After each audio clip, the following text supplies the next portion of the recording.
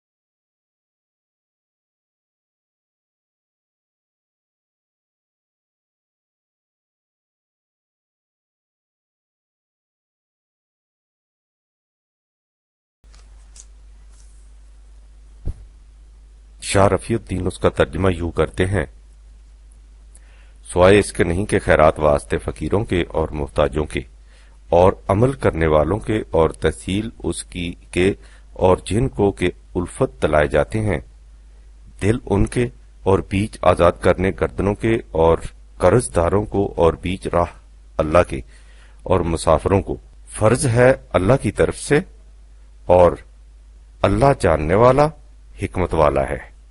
اس میں غور طلب بات یہ ہے کہ قرآن کریم نے یہ مصارف صدقات کے بتائے ہیں جن کا ترجمہ شاہ صاحب خیرات کرتے ہیں۔ یہ زکوٰۃ کے مصارف نہیں، قرآن کریم نے زکوٰۃ کے لیے زکوٰۃ ہی کا لفظ استعمال کیا ہے، اس کے مصارف کا کہیں ذکر نہیں کیا۔ لہذا ہم نے جو کہا تھا کہ زکوٰۃ کے متعلق ان امور کا جن سے اسے متعین کیا جاتا ہے قرآن کریم میں کہیں ذکر نہیں آیا، تو یہ ایک حقیقت کا بیان ہے۔ ان میں نصاب اور شرح کو زیادہ اہمیت حاصل ہے، اس لیے ہم انہیں ذرا وضاحت سے بیان کرتے ہیں۔ مثال کے طور پر یوں سمجھیے کہ آج کل چاندی کا بھاؤ قریب 5 روپے فی تولہ ہے اور سونے کا نرخ 600 روپے فی تولہ۔ اس کے معنی یہ ہوئے کہ مروجہ نصاب کے مطابق جس شخص کے پاس قریب 250 روپے کی مالیت کے چاندی کے زیورات ہوں گے اس پر تو زکوٰۃ واجب ہو جائے گی، لیکن جس کے پاس 4,500 روپے تک کی مالیت کے سونے کے زیورات ہوں گے وہ زکوٰۃ سے مستثنا ہوگا۔ یعنی 250 روپے رکھنے والے پر تو زکوٰۃ پڑ جائے گی، لیکن 4,500 روپے رکھنے والے پر زکوٰۃ واجب نہیں ہوگی۔ یہ تو پھر بھی کم ہے، اس نصاب کی روح سے جس شخص کے پاس 250 روپے کی مالیت کا چاندی کا زیور ہوگا اسے زکوٰۃ دینی پڑے گی، لیکن اگر اس کے پاس 29 گائے ہوں جن کی مالیت ہزاروں روپے ہوتی ہے، اس پر زکوٰۃ واجب نہیں ہوگی، یعنی غریب پر زکوٰۃ واجب ہوگی اور اس سے نسبتاً امیر پر زکوٰۃ واجب نہیں ہوگی۔ یہ صرف مروجہ نصاب کے متعلق ہے، باقی جزیات کا اس سے اندازہ لگایا جا سکتا ہے۔ زکوٰۃ قرآن کریم کی روشنی میں، آئیے اب ہم دیکھیں کہ قرآن کریم سے زکوٰۃ کا مفہوم کیا ہے۔ از زکوٰۃ کے بنیادی معنی ہے نشو و نما، بالیدگی، بڑھنا، پھولنا، پھلنا یعنی گروتھ اور ڈیولپمنٹ۔ قرآن کریم میں اقیموا الصلاۃ و آتوا الزکوٰۃ کا حکم متعدد بار آیا ہے۔ حقیقت یہ ہے کہ قرآنی نظام کے یہ دو ستون ہیں۔ اقامت صلاۃ سے متعلق کیا مفہوم ہے، اس کے متعلق ہم اس وقت گفتگو نہیں کرتے۔ ایتائے زکوٰۃ کے معنی ہوئے نشو و نما، دینا، کسی کے بڑھنے، پھولنے، پھلنے کا انتظام کرنا، اس کی ڈیولپمنٹ کا سامان مہیا کرنا۔ اسلامی نظام مملکت، جسے حکومت خداوندی کہا جاتا ہے، کا فریضہ یہ ہے کہ وہ ان تمام ذمہ داریوں کو پورا کرے جنہیں انسانوں کے متعلق خدا نے اپنے اوپر لے رکھا ہے۔ وہ حکومت جب خدا کے نام پر لوگوں سے اطاعت لیتی ہے تو اس کا فریضہ ہے کہ وہ لوگوں کے ان واجبات کو پورا کرے جن کا ذمہ خدا نے لے رکھا ہے۔ خدا نے قرآن کریم کی سب سے پہلی آیت میں اپنے آپ کو رب العالمین کہا ہے، یعنی وہ ربوبیت عالمینی کا ذمہ دار ہے۔ ربوبیت کے معنی ہوتے ہیں کسی شے کو اس کے نقطۂ آغاز سے نشو و نما دیتے ہوئے اس کی تکمیل تک پہنچا دینا۔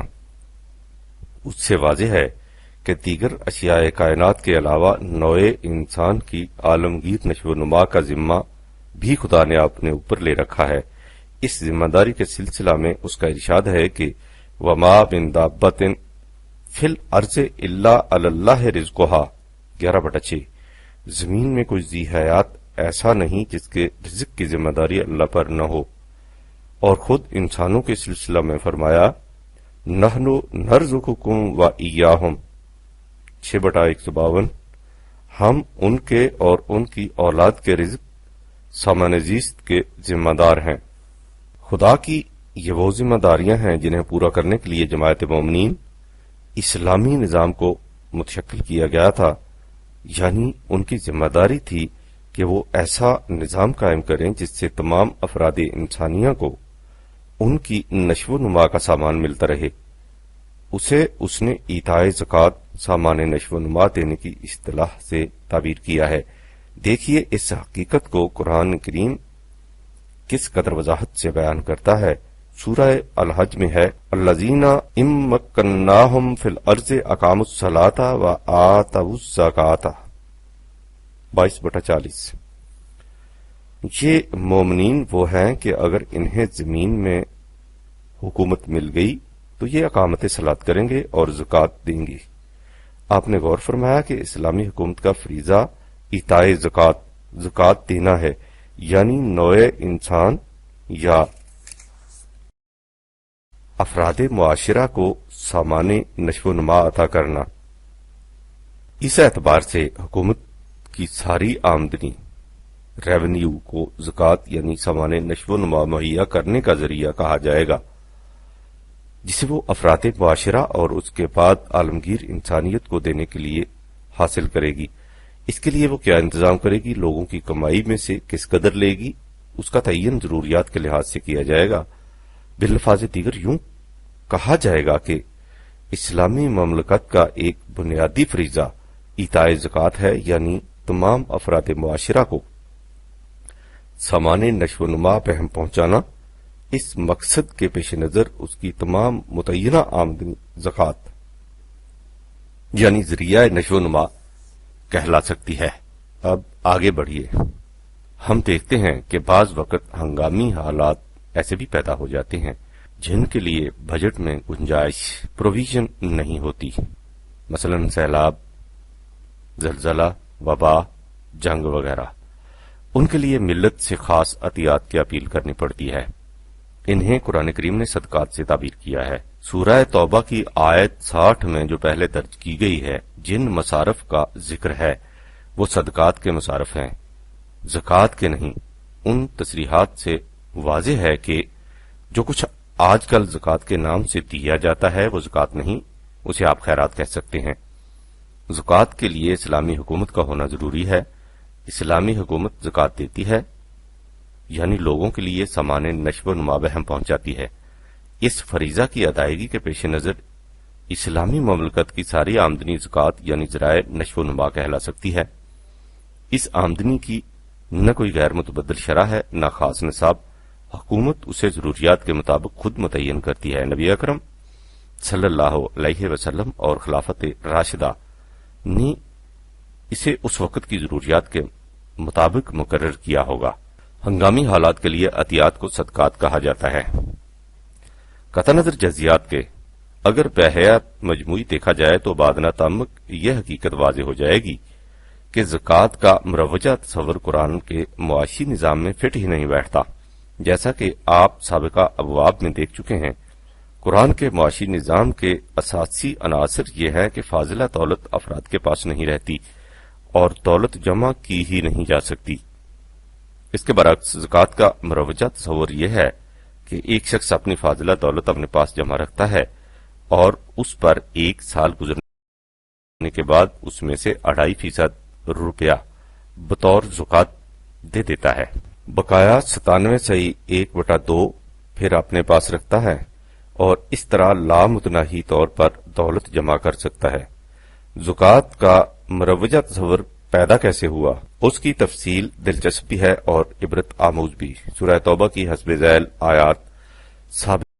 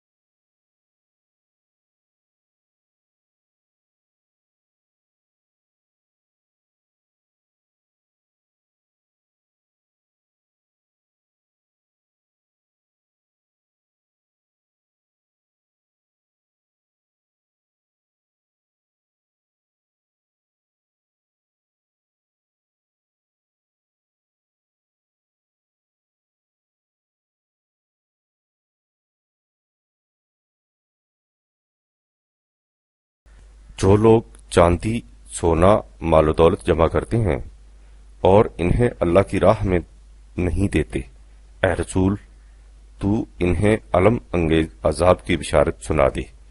یہ عذاب اس دن واقع ہوگا جب چاندی سونے کے ان جمع کردہ سکوں کو دوزخ کی آگ میں تپایا جائے گا اور ان سے ان کی پیشانیوں، پہلوؤں اور کمر کو داغا جائے گا اور ان سے کہا جائے گا کہ یہ ہے وہ دولت جسے تم نے اپنی ذات کے لیے جمع کر رکھا تھا، سو اب اس جمع شدہ مال کے لائے ہوئے عذاب کا مزہ چکھو۔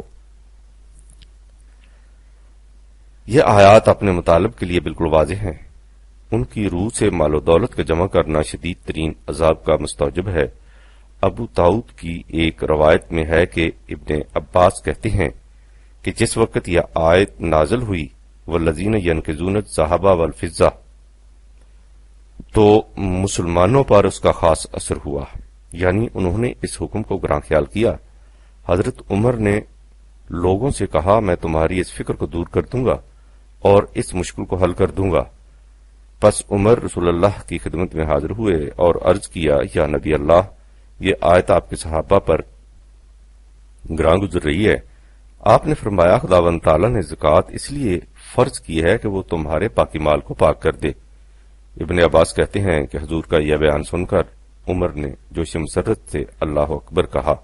ابو داؤد بہوالا مشکات کتاب الزکوٰۃ، اردو ترجمہ، شائع کردہ نور محمد، کارخانہ تجارت، کراچی۔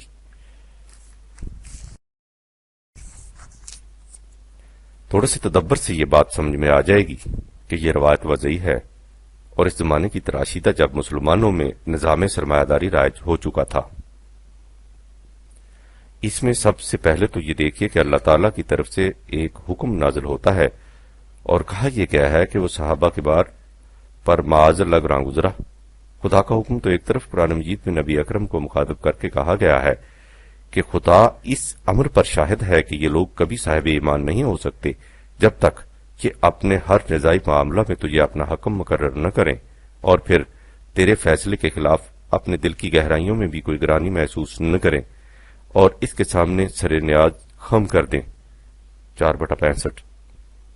آپ سوچئے کہ کیا ان صحابہ کرام پر خدا کا حکم گراں گزرے گا؟ یہ تو وہ مومن تھے جنہوں نے اپنا مال اور اپنی جان خدا کے ہاتھ فروخت کر دیے تھے۔ 9/111۔ پھر ان کبیدہ خاطر صحابہ کی نیابت کے لیے اپنے آپ کو پیش کون کرتا ہے؟ حضرت عمر، جن کی حالت یہ تھی کہ ان کی خلافت کے زمانے میں بھی ان کے تہبند پر 12 پیوند لگے ہوتے تھے اور خدا کے حکم کے الرغم 97.5% مال و دولت جمع رکھنے کے جواز کا فیصلہ وہ ذات گرامی دیتی ہے جس نے سربراہ مملکت ہونے کے باوجود کبھی ایک فالتو پیسہ بھی اپنے گھر میں نہیں رکھا، حتیٰ کہ روایت میں ہے کہ مرض الموت کے ایام میں حضور کے ہاں 7 دینار تھے۔ حضور فرماتے تھے کہ انہیں صدقہ کر دو، لیکن اس کے بعد حضور پر غشی طاری ہو گئی اور سب لوگ آپ کی تیمارداری میں مصروف ہو گئے۔ آپ کو ہوش آیا تو فرمایا وہ دینار لے آؤ۔ دینار کو حضور نے اپنے ہاتھ پر رکھ کر کہا کہ محمد کا اپنے رب پر کیا گمان ہوگا جبکہ وہ اپنے رب کو ملے اور اس کے پاس یہ دینار ہوں۔ پھر حضور نے انہیں خود صدقہ کر دیا۔ باہوالا آسا السیر حکیم داناپوری۔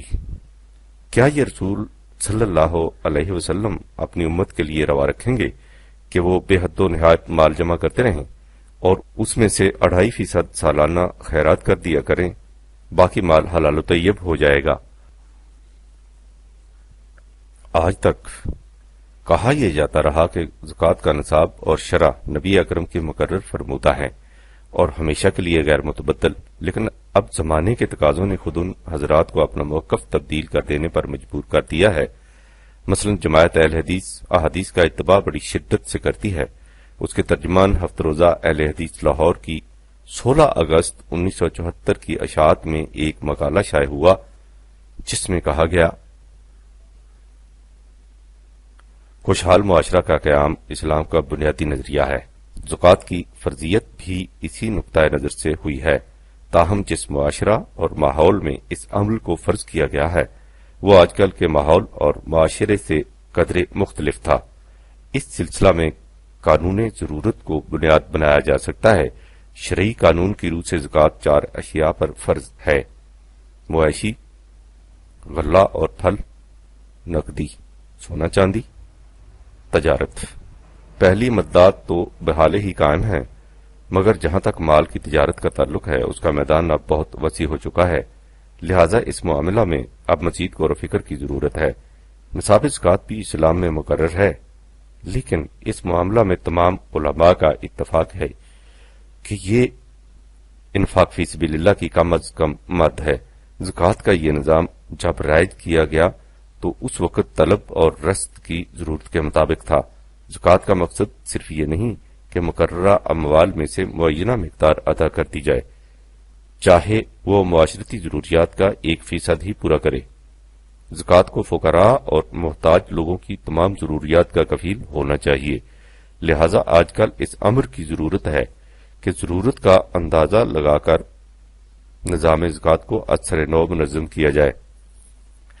اور آگے بڑھیے، اتباع حدیث مملکت سعودی عرب کا سرکاری مسلک ہے۔ رابطہ العالم الاسلامی مکہ مکرمہ ایک طرح حکومت کا تنظیمی ادارہ۔ اس ادارہ کے ترجمان رابطہ العالم الاسلامی کے رجب सन 1398 हिजरी जून सन 1978 ईस्वी में इस नुक्ता पर बहस करते हुए कि क्या ज़कात के मुतालिक रसूल अल्लाह की मुतय्यन फरमूदा जजियात में तब्दीली की जा सकती है या नहीं, लिखा है अला अन मकसूदा बिज़्ज़कात अन तस्दा हाजतल मुहताजीना व तफरजुल अज़मात फ़इनलम तफरज अल अज़मा फाना वज़ाल कद्र अल मफरूज ला याफी मिनल मसऊला व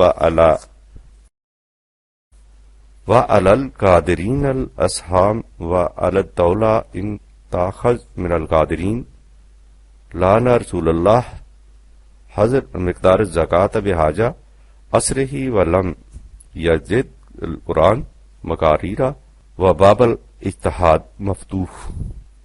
ज़कात का मकसद यह है कि वो हाजतमंदों की ज़रूरियात को पूरा करे और उनकी परेशानियों को दूर करे। अगर मौजूदा शरअ से हाजतमंदों की परेशानियां दूर नहीं होती तो फिर इस शरअ से ज़कात अदा करने से ज़कात अदा करने वाले की जिम्मेदारी खत्म नहीं होती।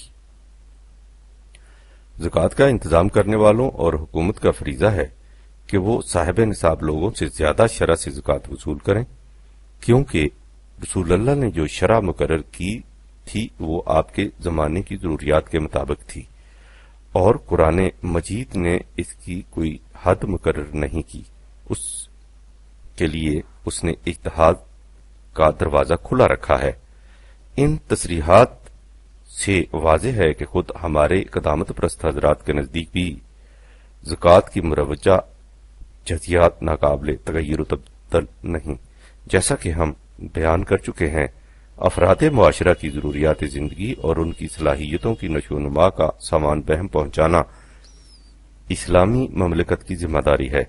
ये इस्लामी ममलिकत अपनी इस अजीम जिम्मेदारी से कुरानी हदूद के अंदर रहते हुए जिन ज़राए से भी ओहदा बरा हो सकेगी, इन्हें ज़कात कहा जाएगा। कुरान करीम की रूह से इताए ज़कात इस्लामी हुकूम का फरीजा है। 22/41